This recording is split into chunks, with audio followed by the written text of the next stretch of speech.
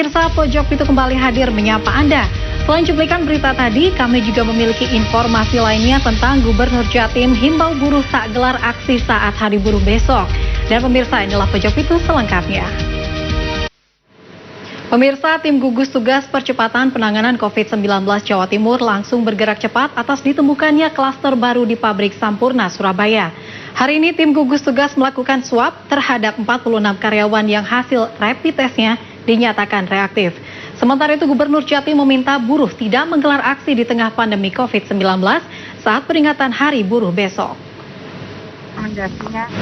Pasca ditemukannya klaster baru di pabrik rokok Sampurna, PT Sampurna langsung menutup pabrik keduanya di kawasan Rungkut, Surabaya. Penutupan pabrik ini dilakukan agar virus COVID-19 tidak sampai menyebar ke seluruh karyawan, serta agar mudah dilakukan pembersihan dan sanitasi menyeluruh di area pabrik.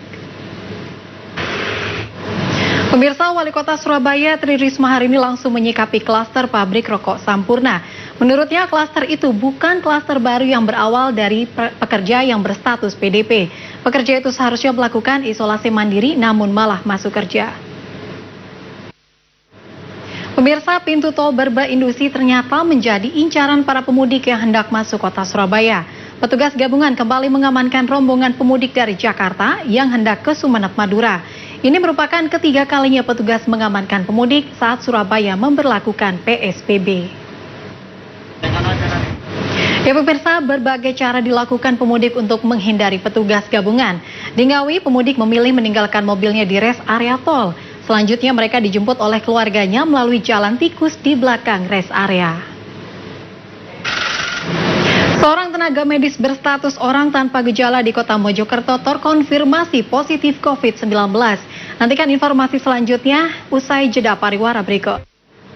Pemirsa, seorang anak berstatus ODP dan seorang lelaki parubaya berstatus PDP dirawat di RSUD Kertosono Nganjuk. Perawatan dilakukan dengan APD lengkap di kamar isolasi Amirilis yang dilengkapi dengan HEPA atau High Efficiency Particular Air Filter.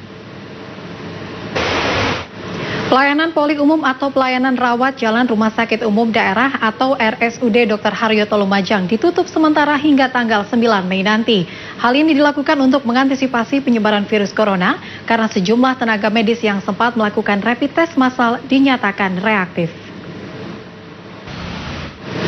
Pemirsa, seorang tenaga medis berstatus orang tanpa gejala warga Kecamatan Kranggan, Kota Mojokerto terkonfirmasi positif COVID-19. Kasus ini menyebabkan Kota Mojokerto yang sebelumnya zona hijau kini masuk dalam zona merah. Peta penyebaran COVID-19 di Jawa Timur. Pemirsa, belasan santri Al-Fatah Temboro yang berasal dari berbagai negara dievakuasi petugas dari pondok ke ruang isolasi Rumah Sakit Dr. Saidiman Magetan. Mereka akan dirawat dengan sesuai standar kesehatan. Pemerintah Kota Madiun bergerak cepat usai seorang pasien dalam pengawasan atau PDP meninggal dunia Rabu kemarin. 5 orang keluarga PDP langsung dilakukan rapid test oleh petugas kesehatan berpakaian APD lengkap. Pemirsa, jumlah pasien dalam pengawasan atau PDP di Kabupaten Tuban yang meninggal dunia terus bertambah. Terakhir, seorang pedagang sayuran di Pasar Bojonegoro asal Tuban meninggal di RSUD Dr. Kusma Tuban. Kini sudah ada 5 orang berstatus PDP dan 1 pasien positif COVID-19 di Kabupaten Tuban yang meninggal dunia. Jumlah warga di Kabupaten Lamongan yang positif COVID-19 sampai Kamis siang tadi sebanyak 32 orang. Tercatat 13 diantaranya sudah meninggal dunia dan 5 diantaranya hasil swabnya positif. Pemirsa, Bench Assurance jadi salah satu andalan pasarkan produk keuangan di tengah pandemi COVID-19. Nantikan informasi selengkapnya. Pemirsa, sektor usaha dan bisnis cukup terpengaruh dengan adanya wabah COVID-19, termasuk sektor bisnis keuangan. Karena itu, Bench Assurance menjadi salah satu andalan dalam memasarkan produk pada masyarakat di tengah pandemi COVID-19. Cara ini dilakukan untuk memfasilitasi masyarakat jika ingin memproteksi kesehatannya. Ya pemirsa, setelah sukses memproduksi masker untuk kalangan internal, kini warga binaan lapas wanita kelas 2A Sukun Kota Malang mendapatkan pesanan 10.000 masker. Selain itu juga mendapatkan pesanan masker unik atau edisi khusus momen Idul Fitri. Kita beralih ke informasi lain, pemirsa. Seorang wanita asal Pati, Jawa Tengah ditemukan tergeletak di kamar mandi salah satu minimarket di Kabupaten Madiun. Proses evakuasi korban dilakukan oleh petugas Satgas COVID-19 dengan APD lengkap. Seorang pria pengendara sepeda motor asal Jawa Tengah ditemukan dalam kondisi tergeletak di trotoar Jalan Raya di Ngawi Rabu malam.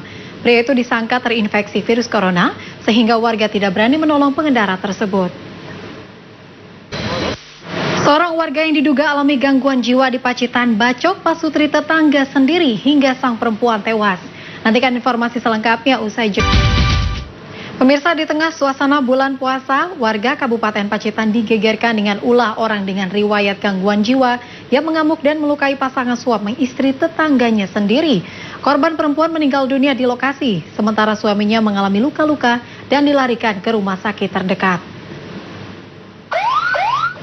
Seorang pria di Kediri tewas tersengat listrik saat mencari pakan ternak di atas pohon setinggi 15 meter. Diduga korban menyentuh kabel beraliran listrik tegangan tinggi dan langsung meninggal dunia. Pemirsa, tim Densus 88 Mabes Polri kembali menggeledah gudang ekspedisi tempat kerja terduga teroris Abdullah alias Juhair di kawasan Jalan Kunti, Kecamatan Semampir, Surabaya pada Kamis siang.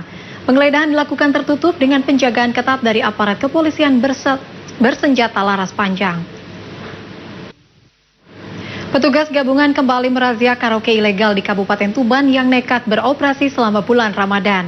3 pemandu lagu dari sebuah karaoke ilegal berkedok warung kopi di Kecamatan Rengel, Tuban diamankan. Selain itu, petugas juga menyita 1 set alat karaoke. Sekelompok pemuda di Kabupaten Bojonegoro tetap mainkan tradisi meriam bambu di tengah pandemi COVID-19. Pemirsa, sekelompok pemuda dan anak-anak di Kabupaten Bojonegoro tetap memainkan meriam bambu saat bulan Ramadan di tengah pandemi COVID-19. Mereka memainkannya di tempat yang jauh dari pemukiman agar tidak mengganggu warga. Permainan meriam bambu ini sudah ada sejak dulu dan hingga kini masih dilestarikan saat bulan Ramadan. Nah, seperti apa keseruannya? Berikut liputannya untuk Anda. Pemirsa, informasi tadi sekaligus mengakhiri Pojok Pitu Kamis 30 April 2020. Jangan lupa untuk follow akun Twitter kami di @redaksi_JTV, Instagram Pojok Pitu, serta Facebook kami di Redaksi Spasi JTV untuk berbagi informasi, saran, dan kritik. Anda juga bisa menyimak berita-berita Pojok Pitu lebih lengkap di www.pojokpitu.com. Saya Fani Patricia mewakili kru yang bertugas pamit undur diri. Selamat malam dan salam JTV.